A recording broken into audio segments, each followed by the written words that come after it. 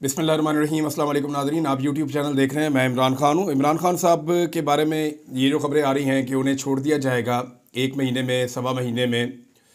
अब एक दिन और गुजर गया और एक दिन और गुजर गया तो पीछे आपके जो दिन रह गए हैं वो और कम होते जा रहे हैं। तो पाकिस्तानी तो एक एक दिन करके गिनेंगे, जो अपने लीडर की कैद का एक एक दिन गिनते हैं और रोज़ाना सोशल मीडिया पे डालते हैं कि आज इमरान खान को 600 दिन हो गए, आज 601 दिन हो गए, आज 602 दिन हो गए।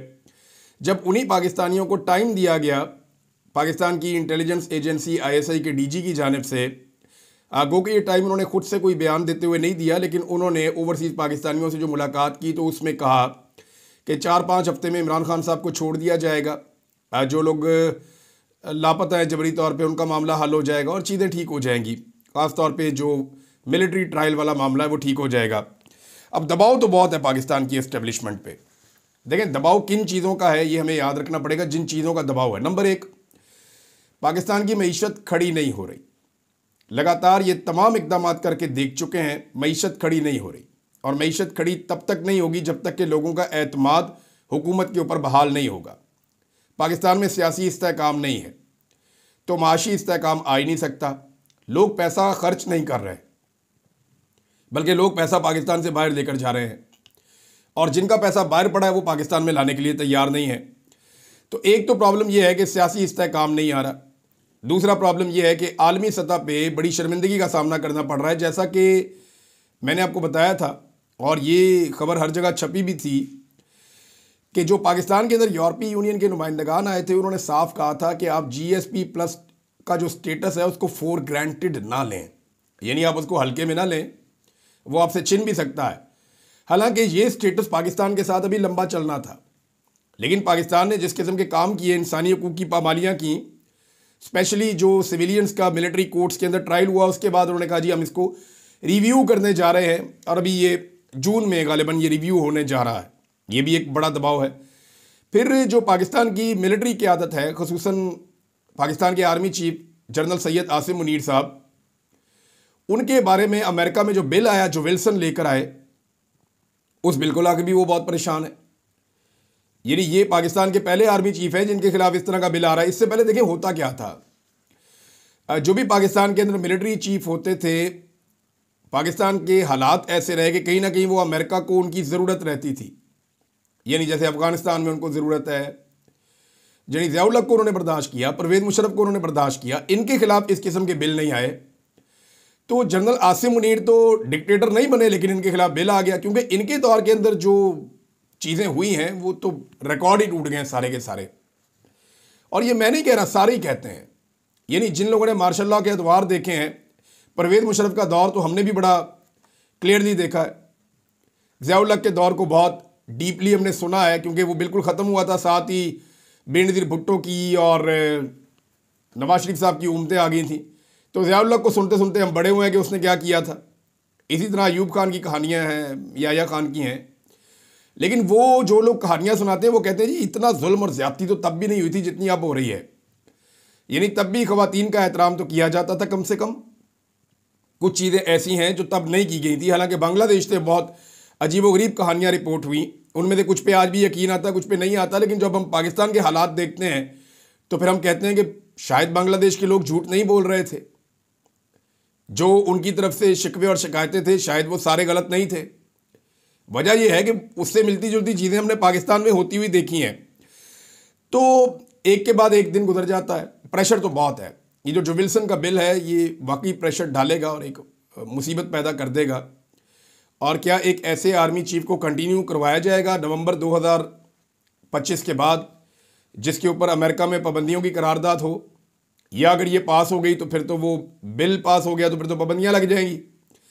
अब ये बड़ी टेक्निकल चीज़ें हैं, इनसे बचना कैसे है, ओवरसीज़ पाकिस्तानियों में फूट डालनी पड़ेगी, पाकिस्तान तहरीक इंसाफ के सोशल मीडिया को कुचलना पड़ेगा। अच्छा, ये बड़ा इंटरेस्टिंग है, अगर पाकिस्तान तहरीक इंसाफ के सोशल मीडिया को पाकिस्तान की एस्टेब्लिशमेंट कुचलती है तो उसके लिए उन्हें सैकड़ों गिरफ्तारियाँ करनी पड़ेंगी।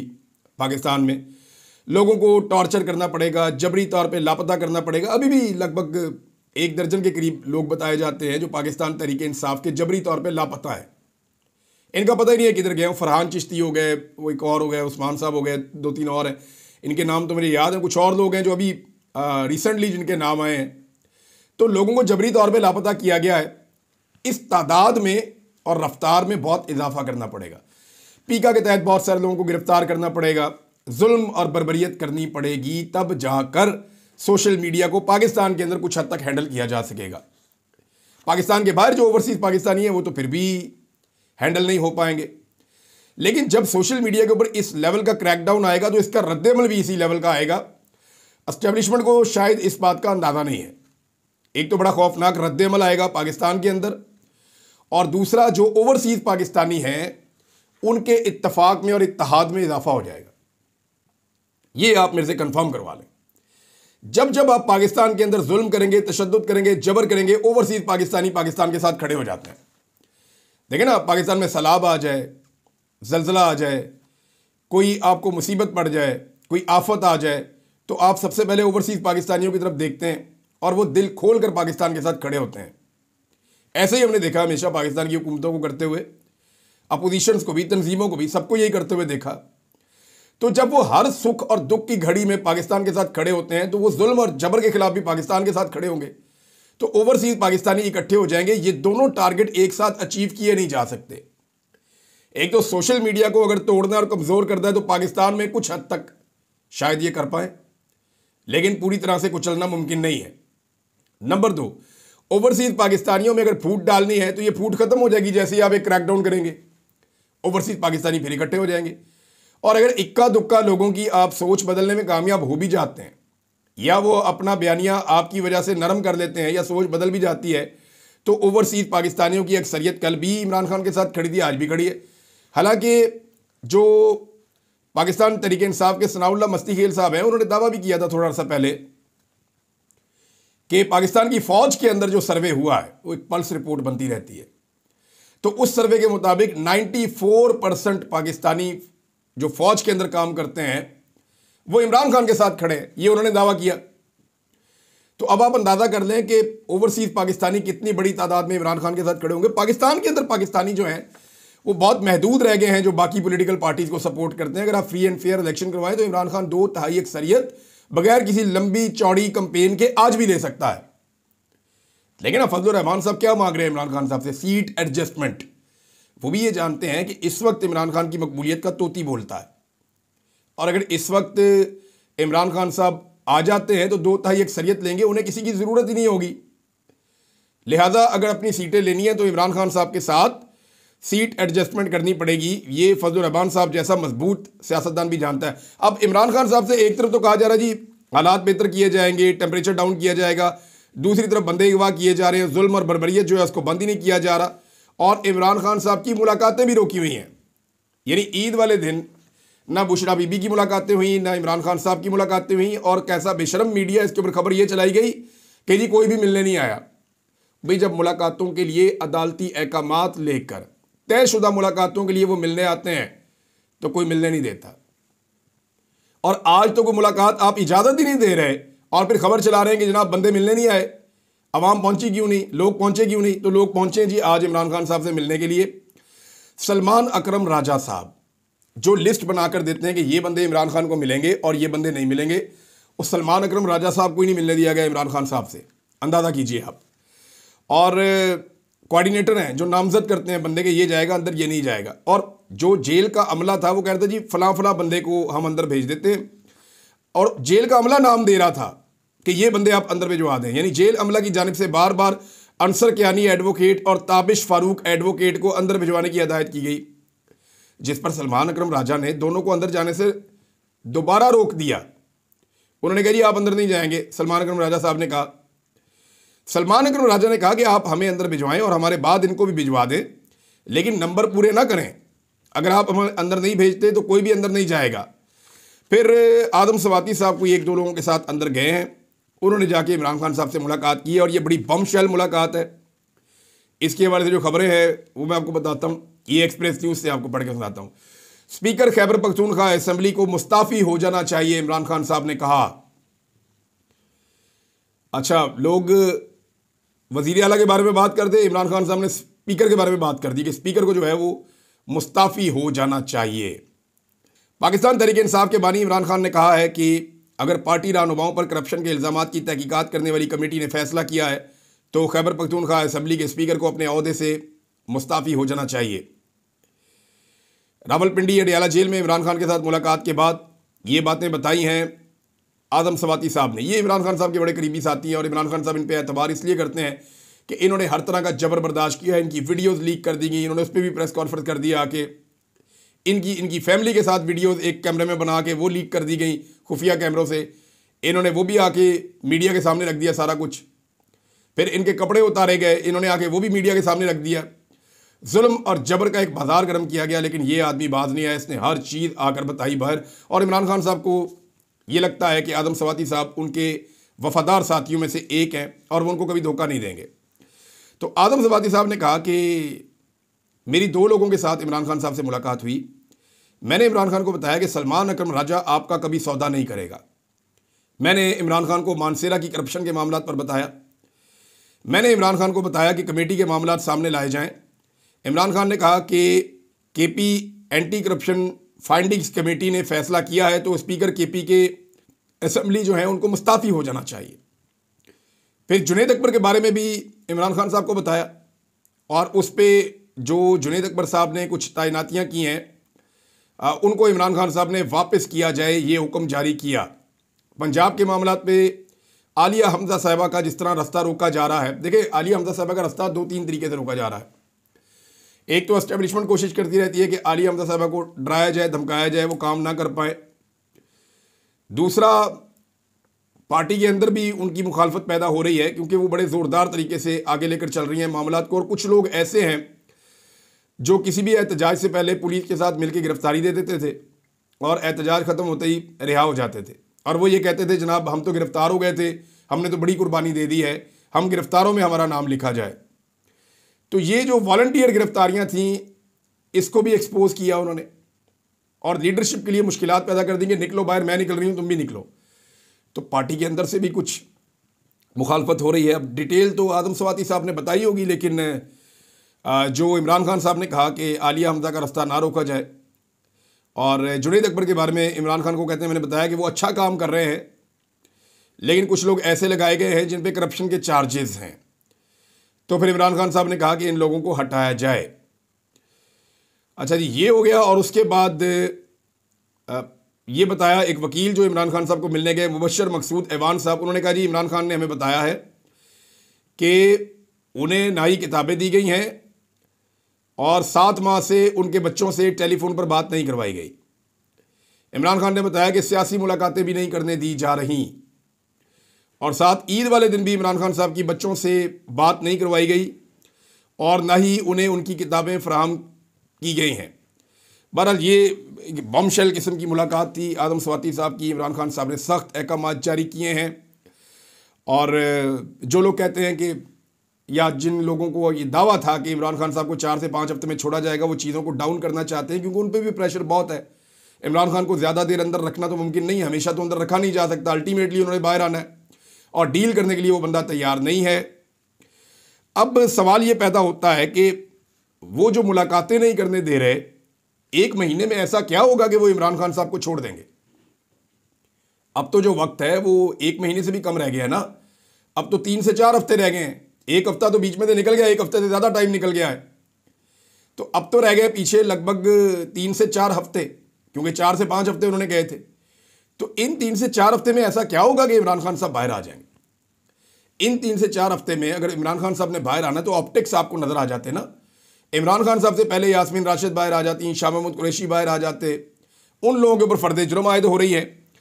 पाकिस्तान तहरीक इंसाफ के लोग एक के बाद एक जो है जबरी तौर पर लापता हो रहे हैं और ये जो एस्टेब्लिशमेंट के चलाए गए डिजिटल चैनल्स हैं उनके ऊपर जो टाउट्स भर्ती किए गए हैं वो वहाँ बैठकर धमकियां लगा रहे हैं पाकिस्तानियों को कि अब हम ये कर देंगे, अब हम ये कर देंगे, रियासत ने तुम्हें पाला है, रियासत तुम्हारे साथ ये कर देगी। और फिटे मुंह ताड़ा पहले रियासत का जो डेफिनेशन है वो पढ़ लो कि रियासत होती क्या है। ये कोई एक इदारा वो रियासत नहीं होता, या किसी एक इदारे का एक ऑफिसर जो है वो रियासत नहीं होता। रियासत की बड़ी वसी डेफिनेशन है। तुम लोगों को तो रियासत की डेफिनेशन आज तक समझ नहीं आई। पता नहीं कहाँ तुम लोग टाइम गुजारते रहे हो और वहाँ बैठ के धमकियाँ लगा रहे हैं जनाब के ऐसे कर देंगे, तय कर दिया है, उठा लेंगे, मार देंगे, शिकवा नहीं होना चाहिए और भाई कर लो जो करना है। पहले भी करके देख लिया जितना जुल्म पाकिस्तानियों के ऊपर हुआ है। ये मौलाना तारिक जमील साहब का स्टेटमेंट आप सुनिए। मौलाना तारिक जमील साहब जो हैं ये नॉर्मली जो है वो सियासत पे बात नहीं करते, लेकिन इन्होंने बड़ी खुल के एक बात की है, वो मैं चाहता हूँ कि वो बात आपके सामने रखूँ। मौलाना तारिक जमील साहब कहते हैं कि 70 साल की इनकी उम्र है तारिक जमील साहब की, और कहते हैं मैंने अपनी 70 साल ज़िंदगी में पाकिस्तान में ऐसा जुल्म नहीं देखा जो अब हो रहा है, लेकिन रात कितनी लंबी क्यों ना हो जाए सुबह को आने से कोई नहीं रोक सकता। ये मौलाना तारिक जमील साहब का मौजूदा हालात के ऊपर एक तबसरा है। और देखें वो खुद कह रहे हैं कि मैंने अपनी ज़िंदगी में ऐसा जुल्म, अब इन्होंने तो देखा होगा ना ज़ियाउल हक का भी पूरा दौर, उससे पहले वाला भी दौर, इन्होंने तो डिक्टेटर्स देखे हैं, परवेज़ मुशर्रफ का दौर देखा है, और वो कह रहे हैं कि जी ऐसा सख्ती और ऐसा जुल्म मैंने इससे पहले नहीं देखा जो अब पाकिस्तान में हो रहा है। तो एक तरफ जुल्म हो रहा है, दूसरी तरफ धमकियाँ लगाई जा रही हैं, और तीसरी तरफ जो है वो मीटिंग्स के अंदर बैठ के रास्ते ढूंढे जा रहे हैं कि यार कोई मेहरबानी करो तुसी भी, हम इमरान खान को बाहर निकालते हैं, और आलमी प्रेशर बढ़ता जा रहा है। इन सारी चीज़ों को आप अगर इकट्ठा करें तो पाकिस्तान की एस्टेब्लिशमेंट इस वक्त बहुत डिप्रेशन में है, बहुत ज़्यादा डेस्परेट है, और वो ये इमरान खान साहब को छोड़ना उनकी मजबूरी तो हो सकती है, लेकिन वो छोड़ नहीं सकते, वो बहुत फंसे हुए हैं, क्योंकि इमरान खान साहब जेल में बैठ के किसी किस्म की डील नहीं कर रहे। एक प्रेशर और आ गया नाजरीन, और ये इलन मस्क ने एक ट्वीट किया है, और माइक बेंस का एक ट्वीट था जिसमें उसने नाम लिया फ्रांस के रहनुमा का, ब्राज़ील के रहनुमा का, पाकिस्तान से इमरान खान का, और इटली से भी एक रहनुमा का नाम लिया कि जनाब, और अमेरिका से डोनाल्ड ट्रंप का। और वो ये कहते हैं कि इनके साथ, रोमानिया के एक रहनुमा, उनका भी कहा कि इनके साथ सबके साथ एक ही जैसा सलूक होता है। The criminal prosecution of every populist challenger is a dagger in the heart of the credibility of the democracy. वो कहते हैं जी कि ये एक खंजर है जो दिल में उतारा गया है जमहूरियत की क्रेडिबिलिटी के, कि हर वो पॉपुलर लीडर उसके साथ जो है वो इस किस्म की क्रिमिनल प्रोसिक्यूशन हो रही है। इस पर जो है वो इलन मस्क ने कहा, इमरान खान को उन्होंने इसमें नाम लिया। वो कहते हैं when the radical left can't win via democratic vote, कि जब ये रेडिकल लेफ्ट लोग जो है ना बाएं बाजू के, जब ये वोट के ज़रिए से जीत नहीं सकते, they abuse the legal system to jail their opponents, ये फिर गलत तरीके से इस्तेमाल करते हैं कानून को अपने मुखालिफिन को जेलों में डालने के लिए। This is their standard play book through out the world, और ये इनका तरीक़ाकार इन्होंने पूरी दुनिया में राइज किया हुआ है।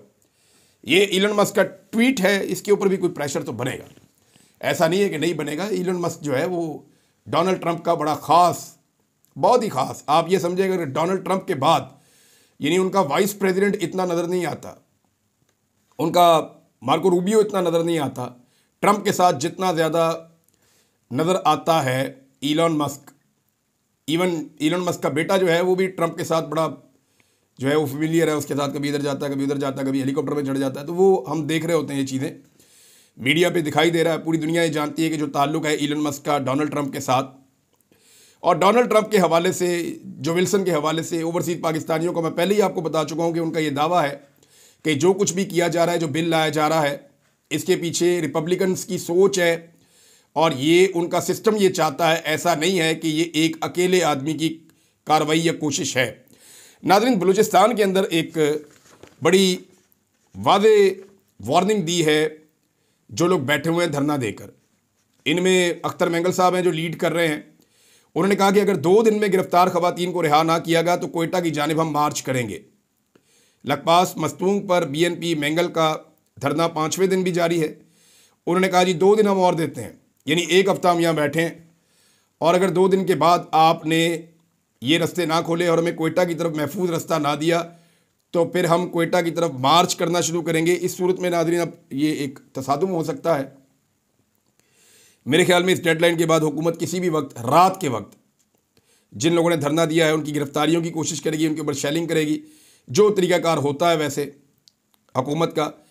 अगर इस तरह का काम किया गया तो बलूचिस्तान के हालात ठीक होने की बजाय ज़्यादा ख़राब हो जाएंगे। राना सनाउल्लाह साहब ने भी एक चीज़ का तो एतराफ़ किया है, और ये खौफ हर पाकिस्तानी को है, हर मुहब्बे वतन पाकिस्तानी को ये खौफ है कि ये नहीं होना चाहिए। राणा सनाउल्लाह साहब ने कहा कि जी दहशतगर्द बलूचिस्तान को पाकिस्तान से अलग करना चाहते हैं। ये बात फजलुर रहमान साहब ने भी की है, ये बात जो है वो अपोजिशन लीडर ने भी की है, उमर अयूब साहब ने भी। तो सब लोग बार बार वार्न कर रहे हैं कि खुदा न खास्ता बलूचिस्तान टूट सकता है, होश के नाखून लें। ये जुल्म और बर्बरियत के साथ आप एक ज़मीन के खित्ते को अपने साथ जोड़ कर नहीं रख सकते। आलमी सतह पे बहुत आवाज़ें उठ रही हैं, पाकिस्तान के अंदर इंसानी हकूक़ की खिलाफ वर्जियों के ऊपर बहुत शोर मच रहा है। समीदीन बलोच साहिबा को जो है वो रिहा कर दिया गया है एक खबर के मुताबिक, लेकिन सिबगतुल्लाह शाजी इनको जबरी तौर पे लापता किया गया है और इनको इनके कुछ घर के अफराद के साथ उठा लिया गया था इनके घर से, और सीटीडी ने क्वेटा में इनके घर से गिरफ्तारी के बाद जबरी तौर पे लापता कर दिया। अब तक इन्हें नामालूम अजियत खाने में रखा गया है, ये रिपोर्ट किया जा रहा है, और इसे किसी अदालत या जेल में पेश नहीं किया गया। 2 रोज़ कबल छोटे भाई और 2 भतीजों के साथ फोर्सेस ने इन्हें हिरासत में लिया था क्वेटा से। ताहम 1 रोज़ बाद बाकी लोगों को रिहा कर दिया गया, जबकि शाजी, सिबगतुल्लाह शाजी इनका पूरा नाम है, ये अभी तक कोई मालूमात इनके हवाले से नहीं है। इन्हें किसी अदालत में भी पेश नहीं किया गया अब तक, या जेल में भी इनको नहीं भिजवाया गया। तो जबरी गुमशुदगियाँ भी जारी हैं, साथ में प्रेशर बढ़ता चला जा रहा है। अदनान आदिल साहब ने नादरीन एक खबर दी है, ये मैं आपके साथ शेयर करना चाहूँगा। ये बड़ी अलार्मिंग चीज़ है जो उन्होंने बताई है। वो कहते हैं जी जुलाई 2024 से अब तक, यानी 1 साल नहीं हुआ पूरा, वफाकी हुकूमत 14 अरब डॉलर्स मार्केट से खरीद चुकी है। मार्केट से 14 अरब डॉलर खरीदे जा चुके हैं। इसलिए मुल्क में थोड़े बहुत ज़र मुबादला के ज़खायर मौजूद हैं, वरना तजारती खसारा इतना ज़्यादा है कि कर्ज लेकर भी ज़र मुबादला की कभी पूरी नहीं हो सकती। ये नादरीन बड़ी अलार्मिंग सिचुएशन है। अगर हुकूमत इस तरीके से मैनेज कर रही है तो ये तो मईशत का कबाड़ा निकाल के रख देंगे, और आने वाली कोई भी हुकूमत इन चीज़ों को नहीं संभाल पाएगी। अता तारड़ साहब ने बड़ी डिटाई से एक स्टेटमेंट दिया है, और ये बड़ा खौफनाक स्टेटमेंट है। इसके ऊपर रद्दमल आ रहा है। जो लोग नमाज जनाजा में गए उनका रद्दमल आया, जो पाकिस्तान तहरीक इंसाफ के लोग हैं उनका रद्दमल आया, जो सेनेटर मुश्ताक साहब जमात इस्लामी के उनका भी रद्दमल आया।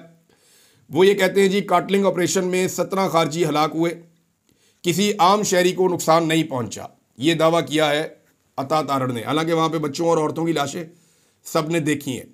कोई ड्रोन हमला नहीं हुआ, बल्कि सिक्योरिटी फोर्सेज ने कार्रवाई की है। हालांकि सारे लोग कहते हैं कि जी ये ड्रोन अटैक था। ऑपरेशन की जगह से करीबी आबादियाँ 6 से 9 किलोमीटर दूर थीं, वहाँ कोई सिविलियन घर मौजूद नहीं था। यार ये अता तारड़ साहब कैसे इतना झूठ बोल लेते हैं, मुझे समझ नहीं आती। यानी ये खबर पूरी दुनिया कह रही है, वहाँ पे लोग बता रहे हैं कि 9 लोग जो हैं जिनकी लाशें दफनाई गई हैं, वो बेचारे, उनमें 2 खवातीन थीं, 2 बच्चे थे। इस खबर के हवाले से मैं बात कर रहा हूँ। यानी इंसान ने मरना भी है, जाके हिसाब किताब भी देना है।